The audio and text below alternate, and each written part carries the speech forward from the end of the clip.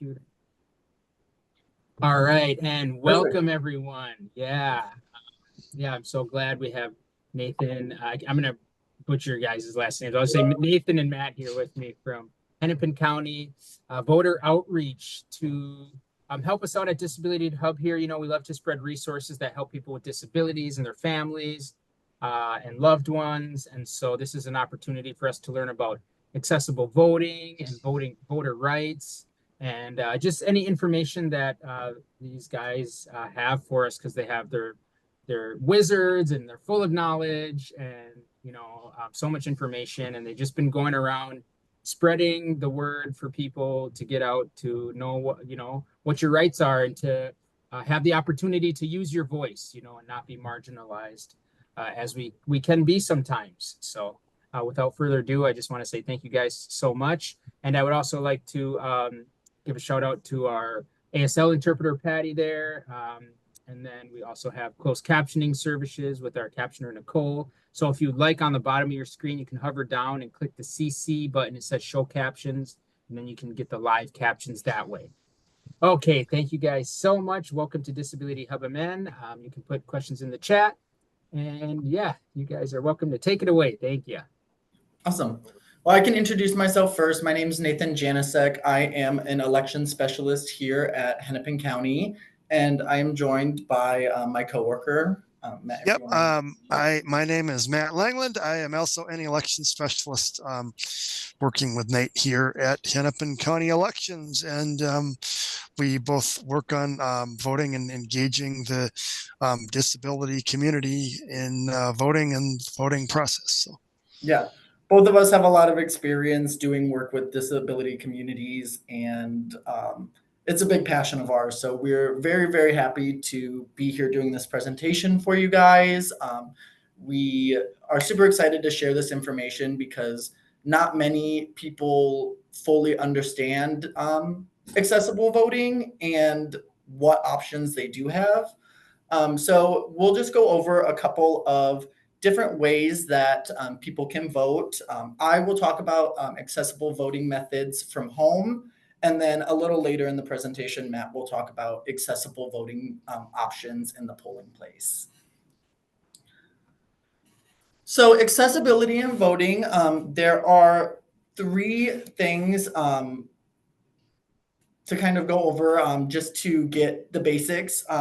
So the ADA has set requirements, which we'll go over a little bit more in detail in the next slide. But they are federal requirements that all polling places are required to follow these specifications, which just, in basic terms, gives or makes it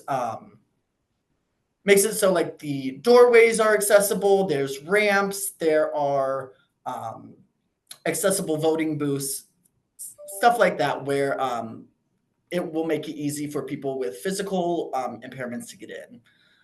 There's also the Help America Vote Act, which is, once again, another standard federally for accessibility. And then for complaints, I'm sure that while we do have these federal requirements, not all polling locations are going to be up to the standard set. And so obviously report those complaints.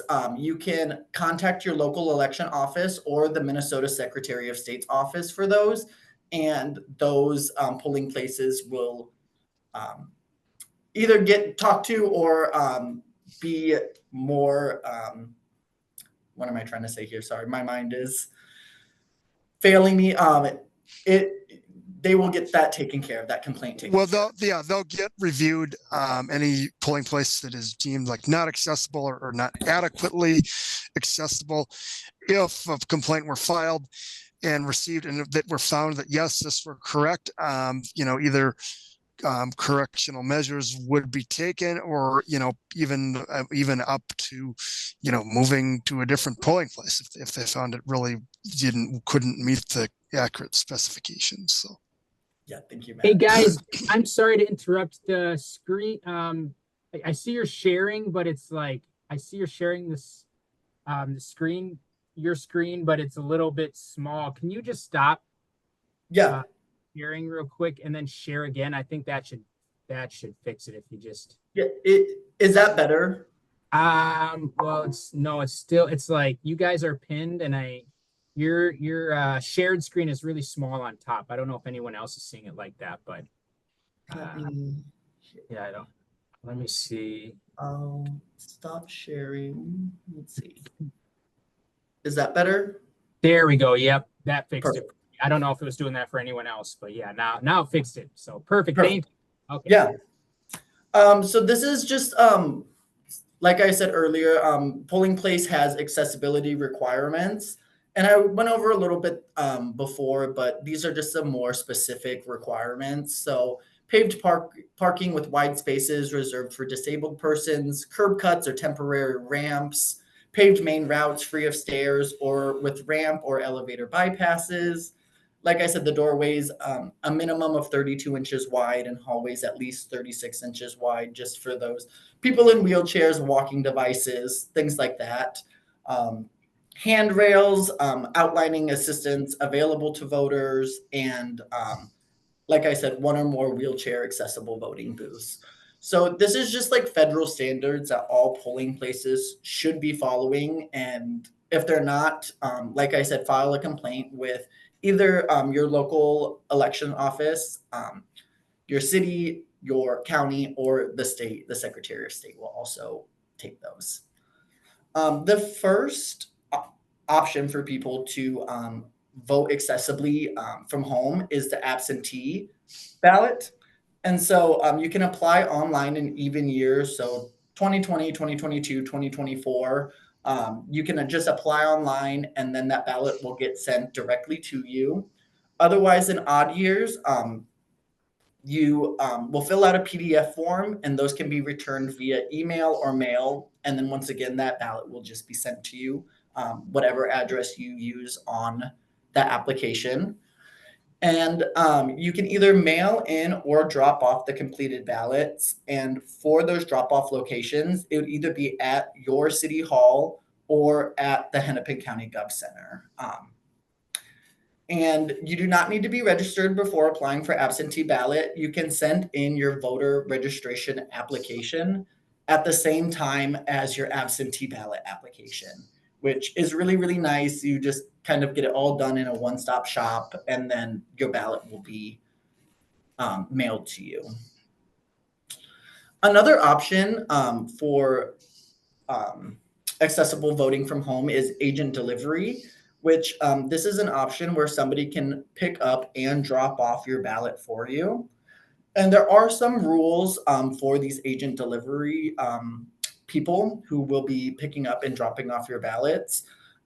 They can only drop off for 3 people per election, and then they have to be 18 years of age and show ID when they return the ballot. And so to do this, sorry, sorry. Nate, sorry to interrupt. Yeah. Someone said, yeah, the slides are showing just the accessibility and voting slide. I don't know if it's going through. Which slide are you on? I am on agent delivery. Okay, yeah, it wasn't changing the slides, so. It doesn't seem to be in presentation mode. Yeah, we're not seeing we're seeing like the, yeah, I can't think of the words. Are the slides changing now? Are you changing them? Yeah. I see. Yes, it's at agent delivery. I don't know if you have to do it manually or. Interesting. Okay, but you can see it right now, right? Does it look small? Yeah, we can kind of see the whole. No, the size was okay. Yeah. It was a little small, but yeah, we can see the whole PowerPoint. It seems whenever I go into presentation mode, it will stop switching the slides for it. Oh, is it switching now?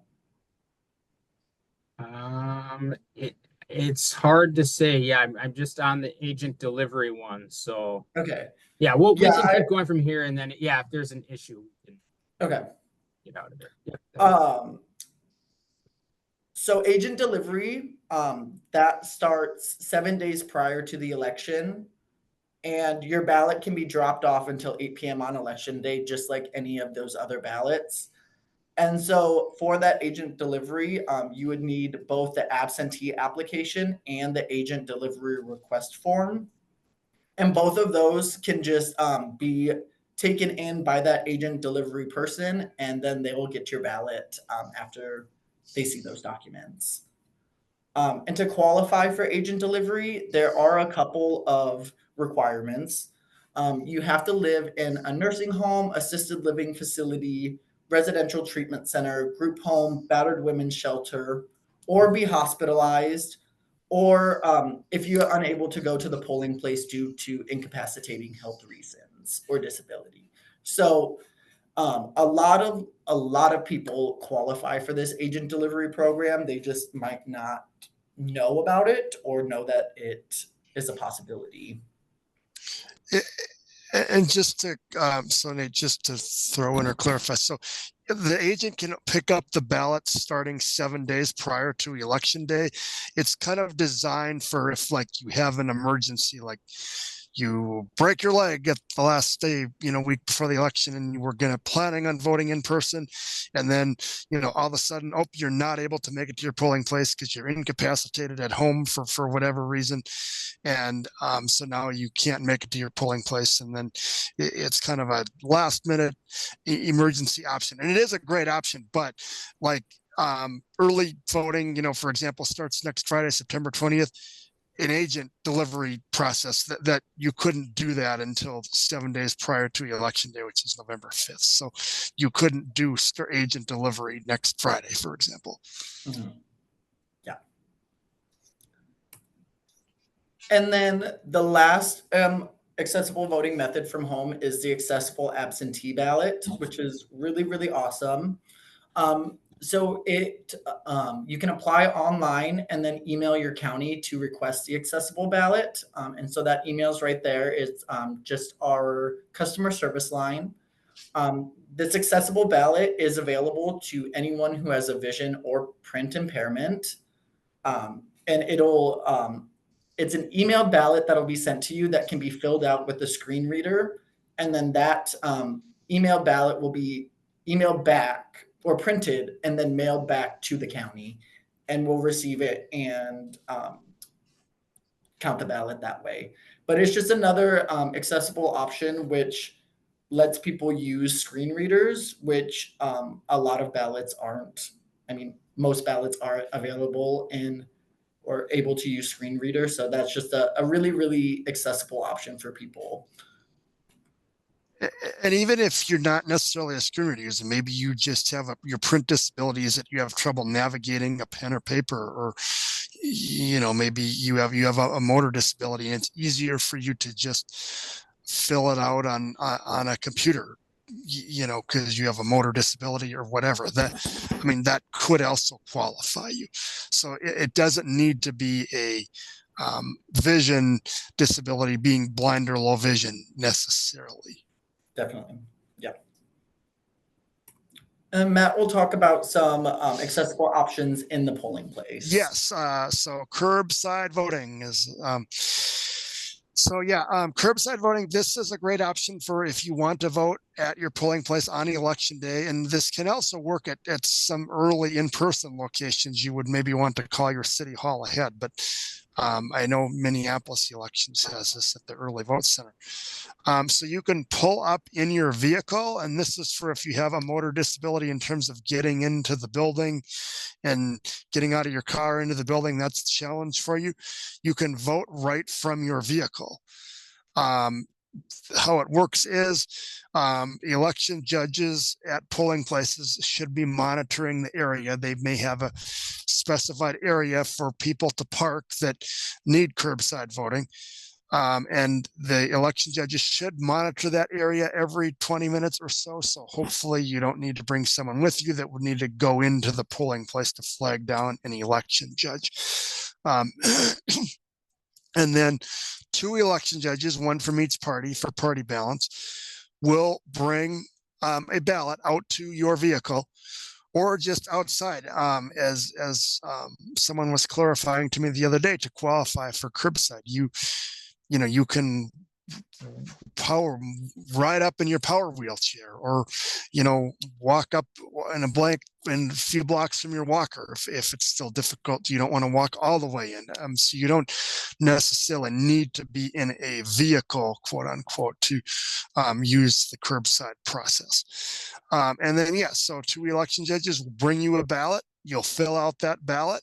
You'll hand it back to the election judges. They will bring it back inside and place it in the tabulator for you. So that's a great option for someone with a motor disability that, we're going long distances, going all through the polling place, and that in and out would be difficult. Next, I believe, is next accessible voting machines. Sorry, I'm not looking, didn't review the PowerPoint ahead, so I forget. Okay, accessible voting machines. Okay, perfect. Just need to know what slide I'm on. All right, so accessible voting machines. So this is for both early in-person voting and on election day at the polling place. They're called accessible ballot marking devices. And these are for voters with print disabilities who would have trouble navigating a pen or paper and using the paper ballot, can fill out their ballot electronically. They'll put the paper ballot into the machine, and the machine will read them their ballot, whether it be on the screen. They can enlarge the screen and use the zoom feature, use a touch screen, fill it out that way. They can even turn off the screen and turn on a screen curtain and use it, using headphones and what's called a Braille keypad. It's just a keypad with tactile buttons on it. And that's how I vote. I choose to vote that way. Use the speech output software or screen reader and the keypad to go through the ballot and make your selections that way. Like I say, that's how I personally vote. I love doing it that way. Like I say, the screen curtain is available to you if you want privacy when voting and do not want anyone to risk seeing the screen and seeing your votes. You can turn that on. And lastly, so we have in Hennepin County, we have the express vote here at the Hennepin County Government Center. The city of Minneapolis, I believe, has it as well as at their early vote center, and a few cities, I think St. Louis Park specifically, has the express vote for early voting. And then there's the Omni ballot, and that will be used in all election day polling places. Both machines all have the same features on them. They work slightly differently with different interfaces. The Omni ballot has an advantage in that it does use the same ballot size as every other voter. The express vote uses a different size ballot, but it does go in the same tabulator device. And there are rules and regulations around if there were a recount.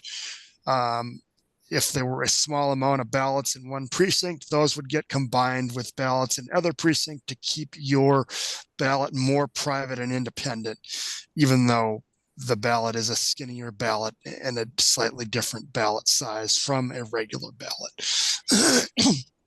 So yes, there are measures in place to make sure it would continue to be a private, independent ballot for you. The express vote, one feature that has that the Omni ballot does not have is a voter can hook up what's called a sip and puff device, which this is a device someone could operate, I think, with like their mouth or their face. Someone with a motor disability, and they could operate the express vote that way and cast their vote using one of those devices. So that's a really cool feature that the express vote has, though the voter would need to bring their own sip and puff device. Which accessible ballot marking device you use will be determined by which county you live in Minnesota. I believe Nate has that slide up now, which there are 4 to 5 devices authorized for use for voting in Minnesota. The Omni ballot and the Express vote are the two we have in Hennepin County. Some other counties, I believe Scott and Dakota, use the Dominion Image Cast Evolution is, I believe, the correct name for that one. There are a few counties such as Ramsey use what's called the Verity Touch Writer. And then there may be a few outlying rural counties still hanging on to the Automark, which is the original accessible machine here in Minnesota that has largely been replaced. There may be a few counties still hanging on to and using that device. Can I just add one thing? Yeah, go ahead, Nate. Matt said obviously these machines are meant for people with disabilities, people who need assistance voting, but these devices are available to anyone who would like to use them. If anybody walked into the polling place, they would be allowed to use these. Yes. Anybody can request to use them. There are some voters without disabilities that just like the ease of use of the machines, and they can absolutely do that. Definitely. I'll go on to the next slide. What's the next? Where are we at next? We're at getting help voting. Okay, getting help. All right, perfect. Yes, this is the kind of I call it the old-fashioned way of accessible voting, which is still available to people who would like to vote this way. And getting help voting, you can bring anybody of your choice, whether it be a family member, friend, anybody, a designee of your choice, to come and help you vote. And they can help you fill out your ballot. They can't obviously make suggestions for you who to vote for, all that kind of stuff. They are prohibited from doing anything of that sort, but they can help you fill out your ballot. They can help you, make sure you can get your signature down. They can help you get that information filled out when you sign the poll pad and that. And yes, they can help you through that process and assist you with filling out your ballot. And if you would still like to vote this way, but you do not have a designee that you're bringing with you, election judges can also help you in this process. For party balance, again, you'd have 2 election judges one from each party, one to help you fill out the ballot and another one to observe that your ballot is being filled out correctly. And 2 election judges can help you through the voting process and help you fill out your ballot. If you prefer to fill out a original paper ballot and get help, like I say, the old-fashioned way, as I say, that is still an option to you. That is available to you and definitely considered a legal accommodation. So, yes, ask for that if you would like to use that. Lastly, I think it's just questions and that. Just our question slide. Okay. Yep. So if there's any specific outreach or voter engagement questions that you have, specifically if there's any accessibility questions or stuff like that, you can email Matt or I. Our general voter outreach email is right there, and I can send this all in an email after as well, just to get you the direct links to our emails. And then I'll send both Matt and I's email as well. For any general election questions, our hc.vote@hennepin is available, or you can give that 612 number a call. And then just a shameless plug to follow us on social media to stay updated with what Hennepin County is doing for voter outreach efforts. We'd love to be connected. Yes, and if you call or either call the 348-5151 number or you email the hc.vote, that gets you to our customer service team.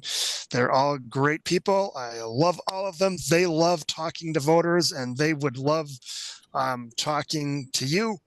If you have any questions, and also if you wanted to talk with us on the phone for some reason, they could take a message for us or get you over to one of us if we are available. So yeah, and then like I say, our direct email, voter outreach at hennepin.us. Again, voter outreach at hennepin.us. So yes, that's everything. So yeah, contact us with any questions. Feel free to reach out anytime. Awesome. Wow. Thank you guys so much. Thank you guys so much. What just got filled with so much information. It's hard to keep track of everything.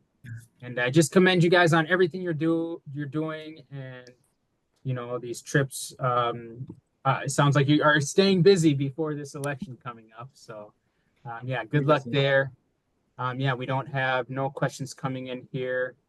But yeah, like you said, if people need to reach out, they can do that. They can call us and we can get them in touch with you or wherever they need voting information in their community. So we'll be happy to look that up. But yeah, always a pleasure to have you guys. Thank you so much. Yeah, thank you so much.